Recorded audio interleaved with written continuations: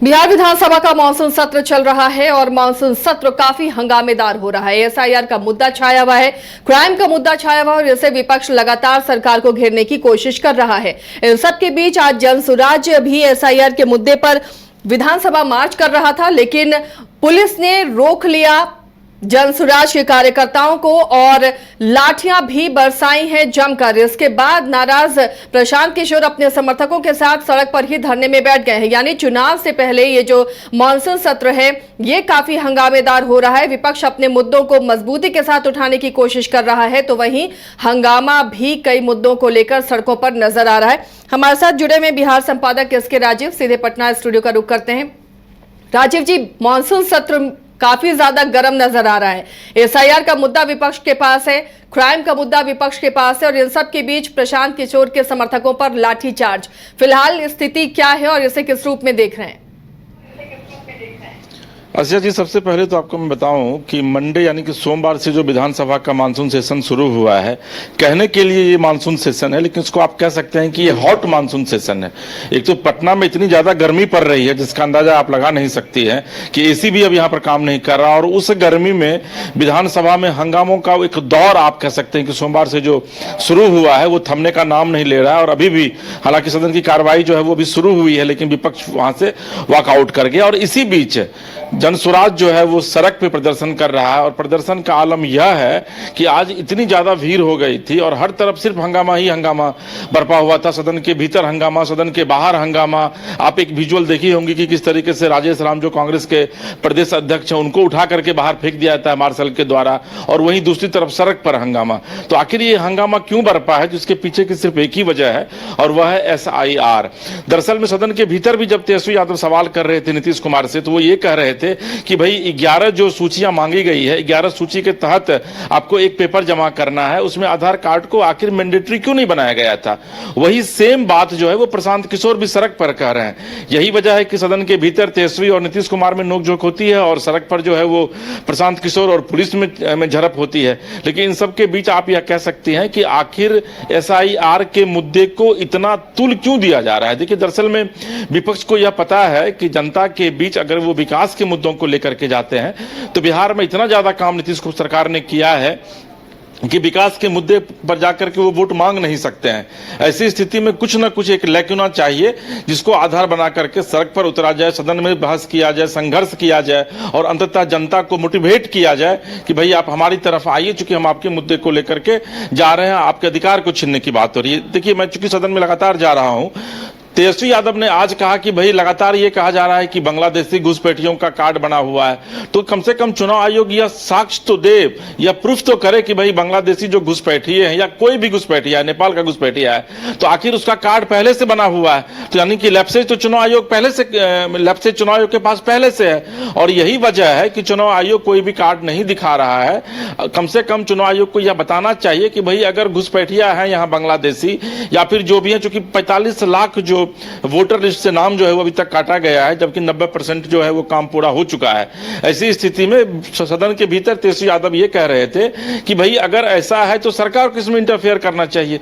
ये तो खास एक जाति के लोगों को वोट गिराने से वंचित रखने की साजिश जो है वो सरकार चुनाव आयोग के माध्यम से करवा रही है। और इसी मुद्दे को लेकर के सदन के भीतर नीतीश कुमार जब जवाब देने के लिए उठे तो फिर उस पर भाई वीरेंद्र ने कहा कि भाई सदन किसी की बपोती नहीं है।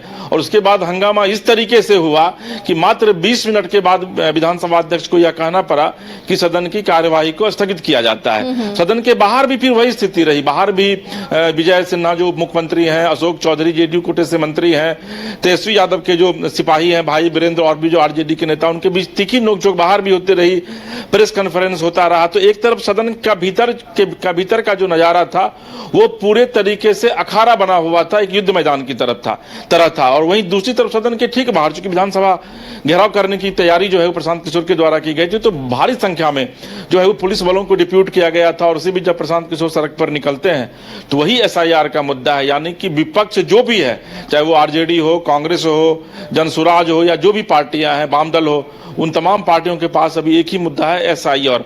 और चूंकि इस पूरे मुद्दे को कवर कर रहे थे हमारे पटना में सहयोगी हैं प्रेम आसिया जी, हम उनसे भी बात करेंगे चूंकि मैं उसमें विधानसभा में था और प्रेम जो है वो सड़क पर दौड़ रहे थे।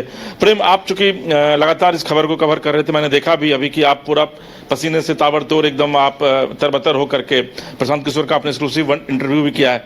प्रशांत किशोर आखिर एसआईआर के माध्यम से क्या मांग करना चाह रहे हैं? देखिए सर, आज जो ये पूरा विधानसभा घेराव का जनसुराज का कार्यक्रम था वो एसआईआर के मुद्दे पर नहीं था।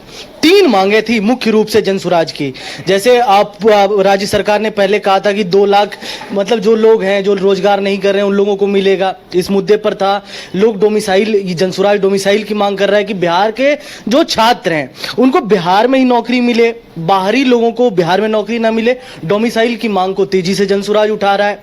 साथ ही साथ अभी चुनाव का टाइम है सर, जनसुराज नई नवेली पार्टी है और नई नवेली पार्टी को अपने ग्राउंड पे पकड़ मजबूत करने के लिए, मैसेजिंग के लिए ये चीजें करनी पड़ती है। तो आज ये प्रोटेस्ट बहुत बड़ा था और मैंने अपने ग्राउंड रिपोर्ट में जो पाया मैं अपने दर्शकों को भी ये बताऊंगा कि पूरे बिहार के हर कोने से लोग आए हुए थे, खासकर युवा आए हुए थे।